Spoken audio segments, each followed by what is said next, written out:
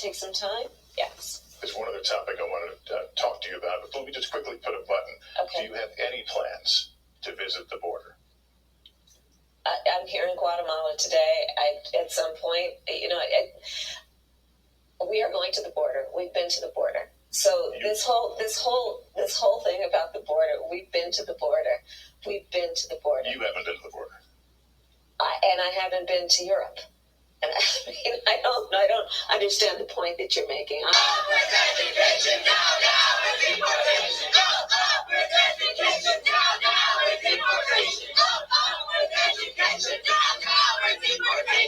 Tonight, Vice President Harris landing in Arizona for her first trip to the southern border in 3 years, but also facing new criticism from former President Trump after the Immigration and Customs Enforcement Director sent a letter to lawmakers revealing more than 13,000 migrants previously convicted of homicide are currently free inside the U.S. This has been in your family for more than 100 years.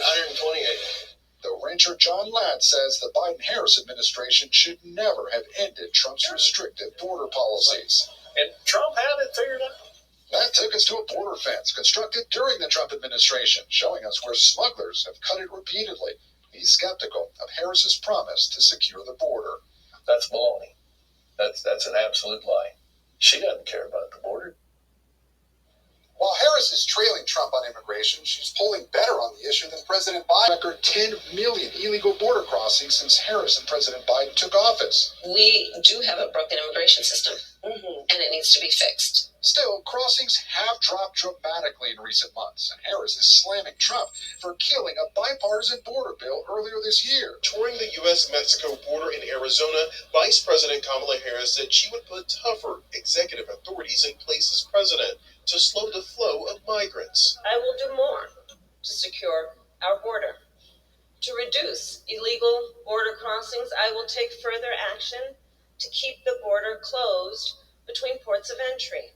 A campaign official told CBS News that Harris would keep the Biden administration asylum restrictions and make it harder to remove the policy. Harris also said she would work to get more resources for the Border Patrol and make fighting illicit fentanyl a top priority. I will surge support to law enforcement agencies on the front lines, more personnel, more training, and more technology. While unlawful border crossings are at a 4-year low,